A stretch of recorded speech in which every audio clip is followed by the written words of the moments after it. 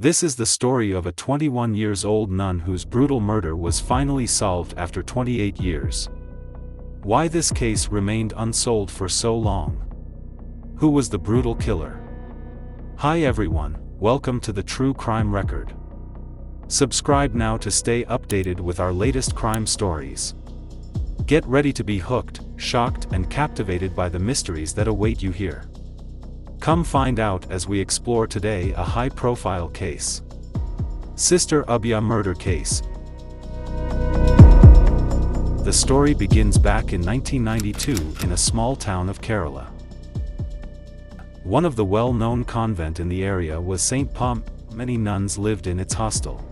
One of them was Sister Abhaya, who was 21 years old. It was the night of March 27th. Sister Abhaya was studying. She was preparing for her examination. She was known for her hard work and dedication. She was determined to show good result.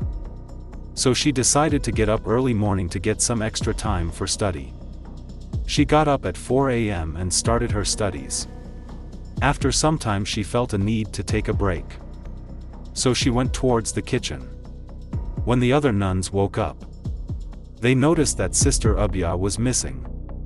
They found one slipper of Sister in the kitchen and a water bottle was lying on the floor with its cap open. They searched for her and soon they found the other slipper near the convent's well. When they looked inside the well, Sister Abhaya's dead body was lying there. Her body was pulled out of the well. All the girls were in shock. Police was called. A local police officer arrived and after routine procedures he wrote a report and sent the body for autopsy. During autopsy, doctors found head injury and listed the cause of death as drowning. Even though she was having head injury, still cause of death was marked as suicide. Most of the people did not believe on this report. They felt that someone was trying to hide the truth because the incident took place inside a convent and this incident was very unusual for such a place. After initial investigation, the case was handed over to Crime Branch. After a few months, the Crime Branch released its report and confirmed that Sister Abhaya's death was suicide. The people in Kerala were not believing on this report. Now the case had become a huge topic of discussion. Due to public pressure, the case was passed to a higher authority of CBI, Central Bureau of Investigation, which started its investigation from the beginning.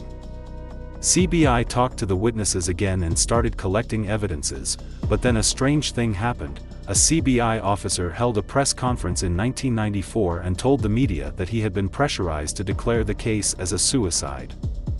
Therefore, he decided to leave his job. Public was surprised on this news. They could not understand from where this pressure was coming and why it was so difficult to solve this case. Anyhow, CBI team carried on its investigation and after 3 years in 1996, they declared a report which stated that we believe this should be treated as a murder case. So the investigation continued and by 1999, they came to the conclusion that Sister Abhaya did not take her own life. It was a murder.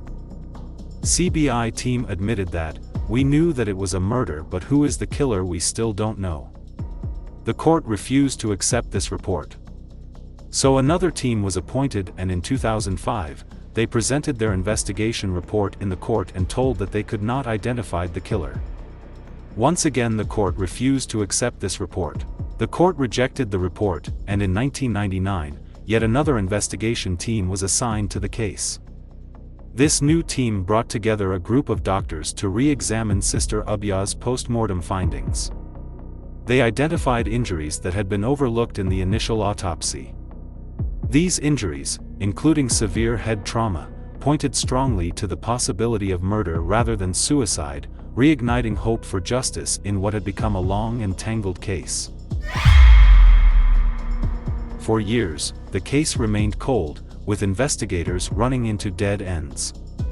Then, in 2007, a surprising witness came forward, changing the trajectory of the investigation. A petty thief named Raju, who had been active in Kottayam during 1992, admitted to being at the convent on the night of Sister Abhaya's murder.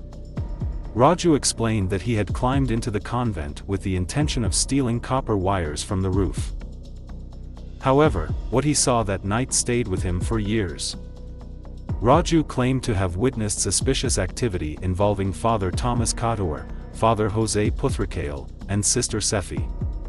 He saw them moving stealthily around the convent, their behavior raising questions about what they were doing at such an unusual hour. Although Raju knew what he saw was strange, he stayed silent out of fear of being accused of trespassing and theft. His conscience eventually compelled him to come forward and share his observations with the police. Rather than investigating his claims, the authorities turned on Raju, accusing him of the murder. He was detained for 58 days and allegedly tortured, with police trying to force a confession out of him. According to Raju, he was offered bribes, including money, a job, and help for his children's education, in exchange for taking the blame. When that failed, he claimed they threatened him with false charges. Despite the pressure, Raju refused to give in, maintaining his innocence and insisting on the truth of what he had witnessed. His resilience played a crucial role in keeping the investigation alive. Based on Raju's testimony, the CBI identified 3 suspects in 2008, Father Thomas Kaur, Father Jose Puthrakale, and Sister Sephi. To gather more evidence, investigators conducted narcoanalysis tests on the suspects. These tests revealed shocking details about the events of March 27, 1992. According to the narco test findings, Sister Abhaya had woken up early that morning to study.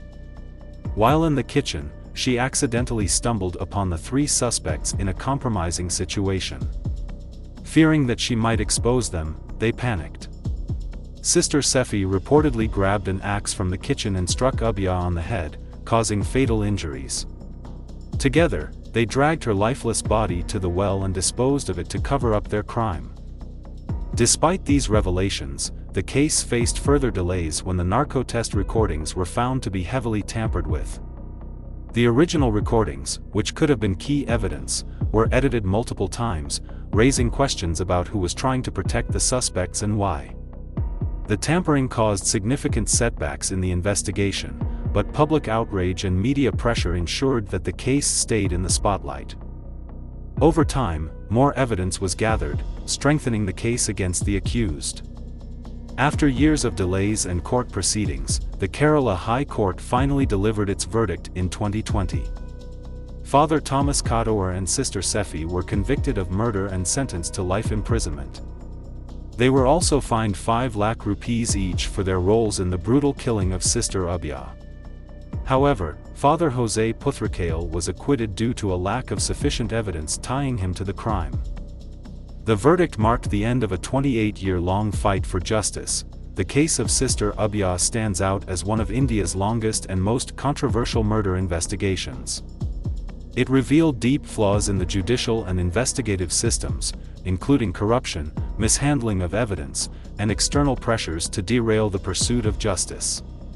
Despite these obstacles, the perseverance of investigators, activists, and key witnesses like Raju ensured that the truth eventually came to light. Sister Abhaya's murder serves as a grim reminder of the importance of transparency and accountability in investigations. It highlights how even the most sacred spaces can be tainted by crime and corruption. Yet, the case also shows the power of resilience and determination, as the efforts of many people, especially a petty thief with the courage to speak out, helped uncover the truth and bring the culprits to justice. This story is a testament to how justice, even delayed, can still be achieved.